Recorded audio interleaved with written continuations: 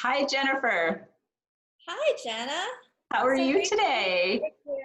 Doing so well, doing so great. It's just, heading into holiday season now, aren't we? I know it's getting exciting and maybe a little bit bleaker at the same time. But Uh-huh. Keeping our chins up. yes, exactly. So I wanted to introduce you to our audience. I found you through a really interesting circuitous route. I was actually looking at something else and came across this website called the Human Beauty Movement. And I thought, oh, well, what is that? And so I got on. It was such a beautiful site. It like the beauty just emanates from it. And so I thought, well, I have to find out more. And so I started kind of researching you. And what I learned, I think you're just an amazing person. So I wanted to share your biography with our audience before we get started. So Jennifer Norman is the founder and chief human officer of Humanist Beauty Skincare and the Human Beauty Movement, which is a public benefit corporation that exists to champion inclusive beauty and wellness for all humans and their habitats. The Human Beauty Movement is committed to being in business as a force for good. As such, its vision is to create positive global change by inspiring deeper care, consideration, and kindness towards oneself, all others, and the planet. Prior to founding the Human Beauty Movement, Jennifer spent 20 years in the beauty industry providing brand management, product development, and marketing leadership and strategic guidance to companies such as L'Oreal, Victoria's Secret, Neutrogena, Styla Cosmetics, Derma E, Honest Beauty, and Guppy Renker. Amazing products. These products she developed and the brands she managed have collectively sold in excess of $1 billion and have won numerous industry awards. Jennifer is the single mom of a boy who has a severe chronic illness. She is the author and publisher of the award-winning children's picture book series, The Adventures of Super Captain Brave Man, which promotes early age friendship, kindness, and understanding of individuals presenting physical or neurological differences. So just amazing. What an amazing person you are and experience you have. And I'm so honored that you've agreed to chat with us today. Oh my goodness, I'm just honored to be here and hopefully share a little bit of inspiration with everybody who's watching. Yes, well, I think your story is absolutely inspiring, and I didn't want to say too much because I wanted you to kind of introduce it. So maybe on that note, would you mind sharing your story with our audience and talk maybe a little bit about not only your story, but some of the things that have helped you kind of navigate your journey as a single mom? Yeah, boy. No one ever really signs up for being a single mom and says, "Yeah, this is the way that I want to be," unless it truly is a choice. I should step back and say I do know women who want to do it alone and they just don't feel that they need a man or a partner in their life, and God bless them, they're doing such a great job because they were in control of that decision. But for those such as myself, where it wasn't necessarily my choice to be a single mom, wow, lots and lots of life lessons. I actually am a woman who, I think because early on in my life, I was really just not necessarily knowing who I was. I think that I was searching for happiness and searching for love in places where I didn't necessarily show up to the party in the right way. And so it led to perhaps relationship problems. And so I've actually gone through my second divorce. I didn't have a child with my first husband. That was pretty much a clean break, but the second time that I got married, I did have a child, as a result of that marriage, and it was extremely difficult to go through a situation where my son was diagnosed at the age of 2 with a very severe chronic genetic disorder, one that is progressive, and essentially that means that there is no cure for it and he's bound to get worse. And that unfortunately did happen, whereas he was born as a healthy, normal boy, meeting all milestones up until the age of 2. All of a sudden, he started slurring his words. Then he started not wanting to walk. Then he started not wanting to eat. Lo and behold, after a short amount of time, he fell into a coma for about 3 months. probably lost his heartbeat several times. And so it was traumatic. It was very much a crisis. And you know, being faced with the loss of your child is probably the hardest thing that a person can go through, a woman can go through, a man can go through. I call him my miracle boy because he's 14 now. I mean, he survived that. He has pretty much exceeded everybody's expectations for what his life would be like. And it is truly because of the commitment that we had to his care. And it took a whole lot. It took a lot of making hard choices in life about career going on the back burner, about a lot of things that I know, you know, single moms are always like, you know what, I'm putting my family first, I'm putting my children first, I come last. And so there's a whole lot of issues that come with the guilt and the stress and a lot of things that we do to ourselves, telling us that we are here on this earth for our children and we want to make do. And I guess for me, it felt exacerbated, frankly, because here it was kind of a life and death situation with a child and a lot of unknowns, a lot of fear, a lot of feeling scared in the moment, and every single day just wondering if he was going to make it. And so I think over time, it does teach you resilience. It teaches you survival. It teaches you a lot of things about yourself, about inner strength that you never thought would be possible. Boy, there were many days where I'm like, you know what? I just give up. I can't do this anymore. I don't know if I can go on. And I'm sure that a lot of women out there who have been, you know, who have, you know, typically able children, boy, you know, it's not easy, and it's hard. And I'm here to say that, you know, I don't want anybody to look at my life and compare and say, oh my gosh, you know, how can I even complain?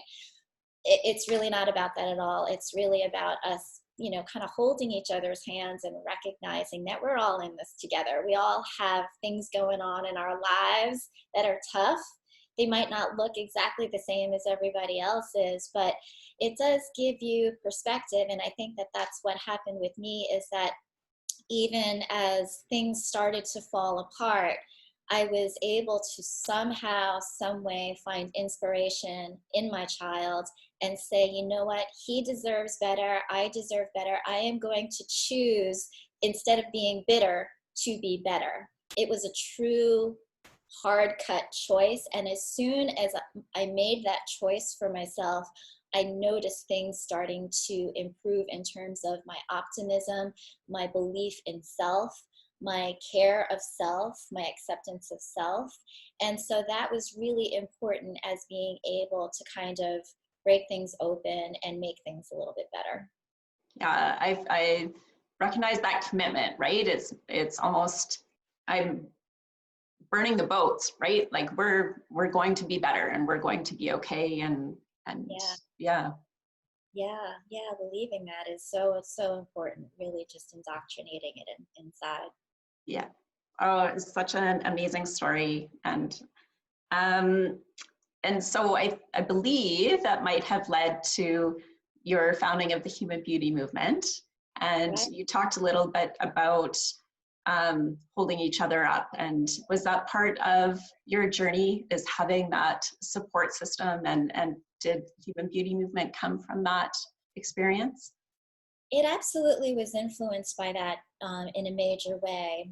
I had been, as you had mentioned, an executive in the beauty industry for now over 20 years, and I've worked for all sorts of companies on the inside, as well as for a period of time while my son was healing. I went back and became a consultant, and so it was almost like I would be an acting CMO or an acting VP for a lot of different beauty companies to give them strategic guidance or product development support or putting together business plans, that sort of thing. And so I was able to see and work with and be part of a lot of amazing beauty brands that everybody has heard of. The thing that I, over time, really was impacted by, though, is that there were time and time again really good people, like wonderful people that I would consider my friends, people that I look up to in many, many ways. A lot of good people making very bad decisions. And a lot of those decisions were because of the fact that these businesses were so fiscally obligated to grow, to be profitable, to come out with something newer, better, faster than what had been done before.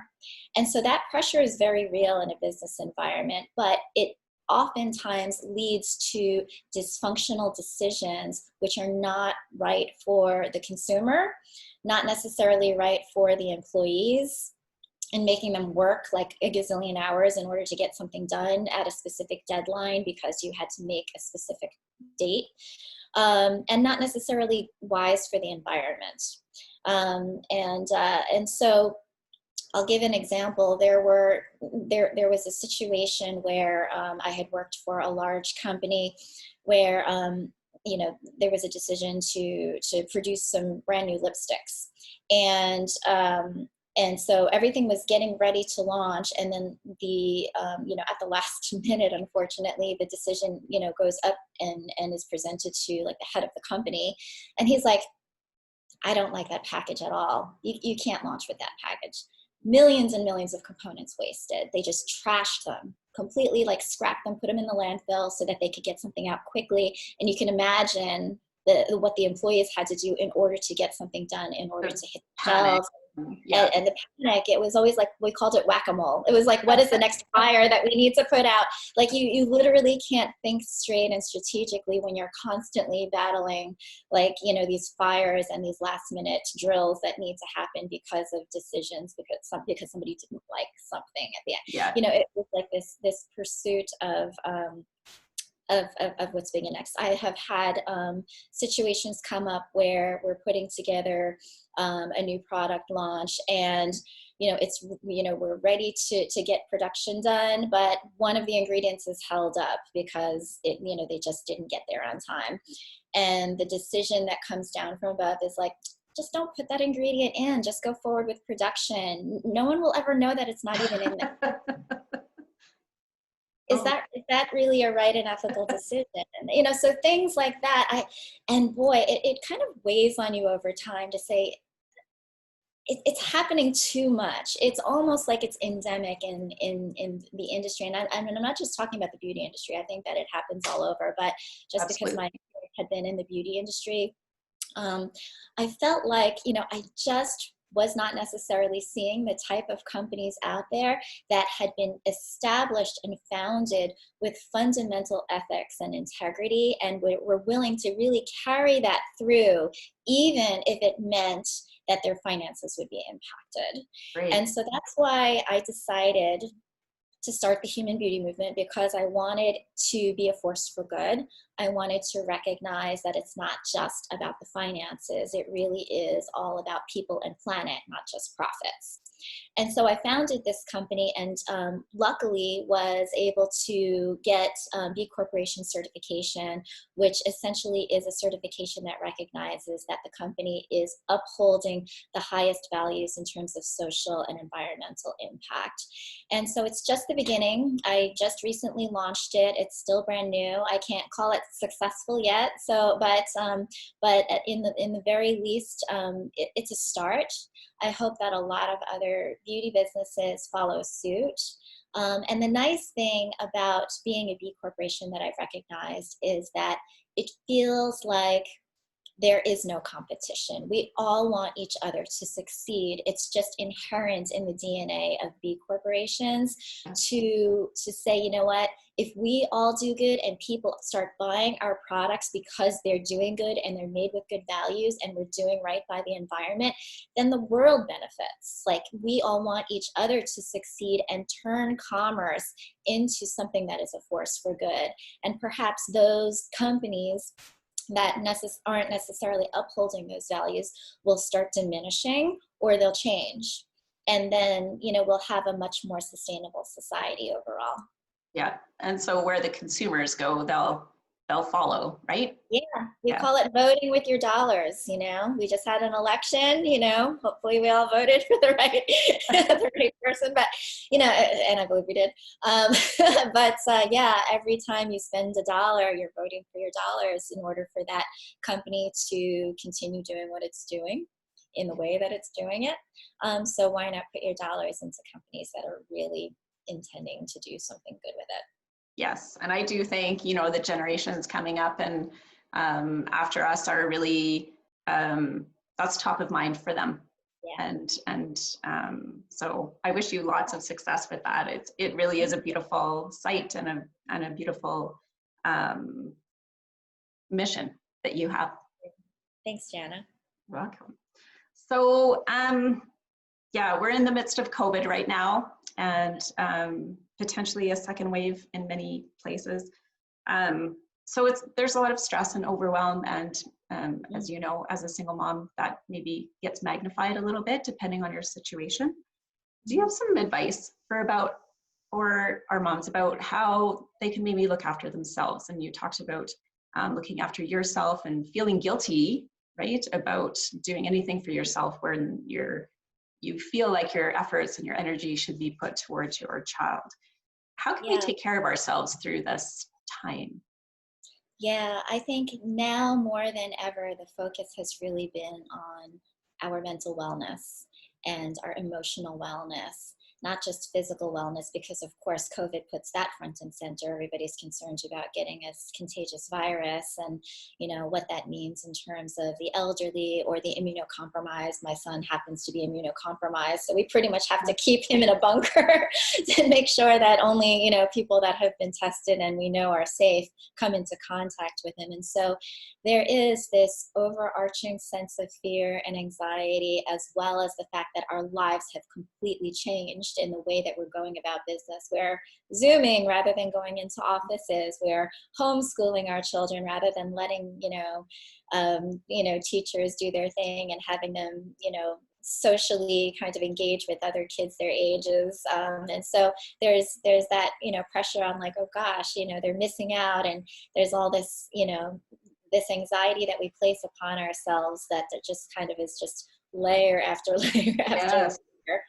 And so it does become important for us to remember that rather than, a lot of times what I call it is like almost like the anxiety pile up, right? And so and just as I had done, you're like, and then this happens, and now that's happening, and then you become so overwhelmed because you're thinking of all of these things all at once, and then what does that lead to? It leads to you being a basket case, right? Yes, yeah. And so the more that we can prevent ourselves from doing that and strip all those things away, the more that we can take those quiet moments to just breathe and say, you know what, in my immediate circle, I'm okay, my kids are okay, even if things are happening, if they're unwell or if there's something going on, say to yourself that, and this is where the self-talk becomes really important.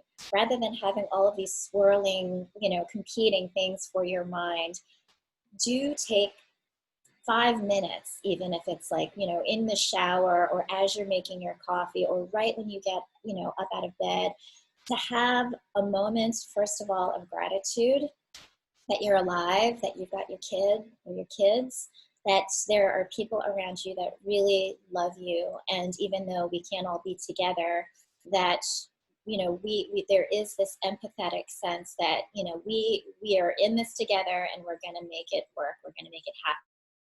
And even if it's not in the way that we're normally used to having things happen. Yes. Remember that you are in control of more than you think. You're in control of the way that you react to certain things. And so it's hard to react with sanity and with control if your head is filled with anxiety. If you're able to take that quiet moment for yourself, call it meditation, call it self-care, call it self-pampering, it doesn't matter. To some, it's one and the same. But if you can get into your own headspace and give yourself positive self-talk, a lot of times the first things that we see, we wake up and we're like, oh my God, I'm feeling fat. My ass is, spreading like cream cheese on a bagel. What has happened to my face? Like, I've got these wrinkles and these bags are designer. It's like we think about and we self-deprecate and we do these things and we don't realize that it actually is seeping into our consciousness and then we start manifesting it, right? And so the more that we can say, you know what, I've got this. I actually do have this. I can, I can deal with this. I am in control, and I remember my center. And then if something happens, be aware of it and take that moment, take a breath to something, the kid breaks something or something falls apart and all you want to do is scream. Take a quiet moment to calm yourself and remember that it's not the end of the world. Right. If it's not over, it's not over, right? So Yeah.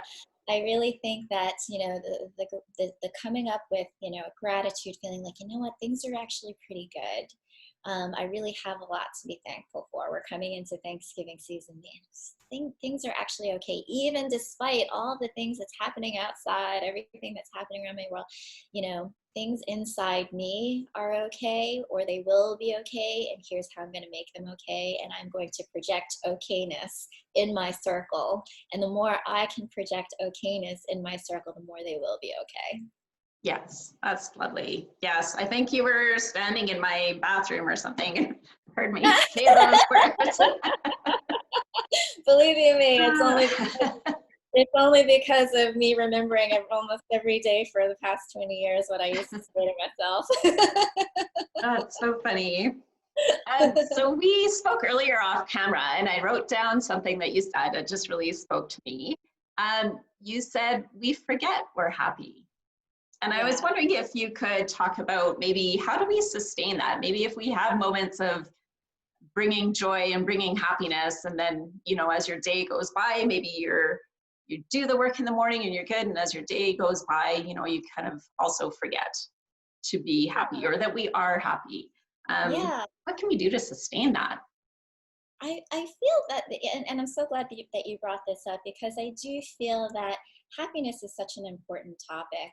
It seems like, nowadays there are like global happiness indexes, and they actually evaluate different countries on the amount of happiness that, like, the Nordic and the Swedish countries have, and the US is like way behind. Why the heck is that? It's kind of what we're doing to ourselves, right? And so I think ultimately, if you think like a happy person, then you will be a happy person. If you truly believe inside that life sucks and that everything is bad and it's a shit show, and it's like, then it will be that. You will create that in your life. But if you remember, and I like to say remember because it reinforces the fact that you are capable of it. Some people are like, that's not me, and that's fine. But if you know that you've got a glass, it's half empty, full. Yes, it can be half empty, but yes, it is half full. If you think about yourself as a happy person, that you've just got this happiness bubble inside you that just might be dimmed or shrouded by all of the things that life has, the more that you can remember that you are happy and that you can be happy and you deserve happiness, the more that bubble will start expanding and sloughing away all those other things. And that positivity really makes a difference. It helps to increase your frequency, which helps to attract good things. It's proven. It's absolutely proven that more positive people are more motivated people. They get further ahead in life. They get what they want. And it's because they're vibrating higher and they're attracting good energy to them. People want to work with you. People want to be around you. People want to learn from you. That's what this is. We are helping to elevate the frequency of those that are watching this. And so everybody who's watching, I just want you to remember that you are a happy person. No matter what life throws at you, you use your happiness and the love and the self-acceptance that you have inside of you in order to radiate good things out into the world, and you will be amazed at what comes back. I agree. It took me so long. I thought it was about finding happiness. And it took me so long to figure out it's not about finding this. It is. And you just bring it. Welcome to the beauty industry. Yeah. Yeah, it's like, happiness in a bottle, or, you'll be completed if you buy this eyeshadow, or if you wear this lipstick or this shade, or, it's not about the external search for happiness, yes. Ladies, it's here. This is where you should be searching. This is where you need to be doing that deep diving. That's why it's so important to have those moments for yourself, to take care of yourself. It is not selfish. I know that it seems like a meme. Self-care is not selfish. It's truly true. You need to think about yourself. You need to play. Play is such an important part of increasing your vibration, because you are doing something that brings you joy, where you are able to express your joy and your happiness. These are all expressions. And so, yeah, that's even when times are tough, remember to dance it out. If you need that glass of wine, go for it. Whatever, take a moment to really be you. Remember that you are you. I remember thinking, as I was, in marriages where it quite wasn't right, and I could sense it, I felt like I lost myself. I felt like I was trying to be, for a long time, somebody else, because I had to fit a mold, and it's a lot of work. It's a lot of pretending. It's a lot of energy, and that leads to you losing yourself. You forget who you are. Remember to spend time with yourself. Remember to play. Remember what makes you come alive, so that you get back to the you that really Yeah, that's such great advice. It is not selfish. It's so necessary. Yes. Yeah, that's great. So my last question for you, and maybe you've already alluded to it, but so the title of this summit is Secrets to Unlocking Your Extraordinary Life. And so if you had a secret you could share, or if there's one thing that somebody, if there's one message maybe they needed to hear, or if they only took away one thing from this interview, what do you think it would be? What would you share? Yeah, I would essentially say that the secret to unlocking an extraordinary life, it's funny because we do not realize how much power we have, because society kind of does that to us. We end up look at what happened with the glass ceilings. Look at what happens with societies where it's, very patriarchal and male dominated. I feel like, as women, we have been pushed down and down and down, and we've internalized that. And we forgot the reason why the world is populated. We are the reason why there is so much creativity, where the feminine energy is divine. And so we have to remember our own inner power. And getting back, to your point of what I was saying before, the way to remember that you are really in control of your life is to take those moments to meditate, to remember your gratitude, and to really think about the things that you want to manifest in your life. I think a lot of times we go through the motions. It's like, I need to do the laundry, I need to take care of the kids, and we kind of almost think of it like a big to-do list, and we forget about the long-term vision for what we want in our lives. Take that time to feel the power of being in control of what you want the outcome to be, where you want your life to be headed. Like, if you had to do a vision board, if you had to imagine, and that's part of meditation too, is just like these visualizations of, if you had the life that you really wanted, what would it look like? What would you be feeling like? Where would you be? Get very, very granular and specific, and then it'll happen. The universe conspires to make things happen, so do it. I do think it's a partnership with the universe. Absolutely. Absolutely. So one of the things I also wanted to just chat before we hop off is when we talk about gratitude, what I've discovered is, I've heard several people say, write down 5 things at the end of the day that you're grateful for. And so that's all great. What I think I'm discovering is feeling the gratitude and really embracing that, and not just creating a list, but just feeling it very deeply. And I think that's where maybe that energy comes from that we were talking about. It's true. And I'm going to go out on a limb here and say it's almost like the difference between religion and spirituality, or, kind of like going to college and then actually really do, there's something different between kind of going through those motions of, just writing it down. Certainly those things can lead to indoctrination, but it's different. It's different than really feeling inspired and feeling touched. I often say, like, you know, if you tell somebody what to do, then they'll do it, but they might be begrudgingly and they may not learn, they might do it. But if you inspire somebody, you're going to change their lives. And so if there's something that you can look to that inspires you to make that change, then you're like, that's what I want. That's what I've been seeking. That's what I've been hoping for. And it really registers. And you can take that feeling and that emotion and put it into words and then make out your list. Yep. Rather than it being some like random list that somebody else might have like offered to you. And certainly mantras are great. I totally love that. You know, I'll tell you a secret. Back when I was working at a specific company way at the beginning of my career, there was this young starlet. Everybody thought that she was insane because she kept on saying to herself in the mirror, superstar, superstar, superstar. And everybody was like, oh my God, this is crazy. Like, they were like, what the heck? And she was not really a very popular person at that time because it was like, you know, 20 odd years ago. Do you know who that person is? Jennifer Lopez. You're kidding. Oh my.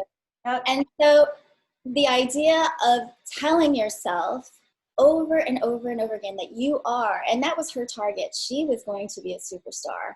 Yeah. And I don't think anybody would deny that she is a superstar. So it works. It works. It works. It works. So, you know, embrace it, believe it, repeat it as many times, even if people think you're crazy. Well, if Jennifer Lopez can do it, then I'll do it too.